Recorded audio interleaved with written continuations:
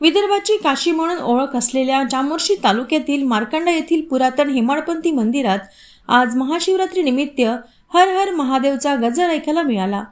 चामोर्शी तालुक्यातील मार्कंडा येथे प्रसिद्ध पुरातन हेमाडपंथी मंदिर आहे। विशेष म्हणजे वैनगंगा नदी तीरावर हे मंदिर वसलेले असून दक्षिण वाहिनी वैनगंगा नदी मार्कंडेश्वर मंदिरापासून उत्तर वाहिनी झाली आहे। त्यामुळे या मंदिराला विशेष महत्त्व आहे। महाशिवरात्री निमित्त जवळपास 15 दिवस येथे मोठी यात्रा भरत असते। यात्रेदरम्यान लहान मोठ्या दुकानांसह अनेक मनोरंजनाची साधने येथे लावली जातात। त्यामुळे या यात्रेदरम्यान करोडो रुपयांची उलाढाल होत असते।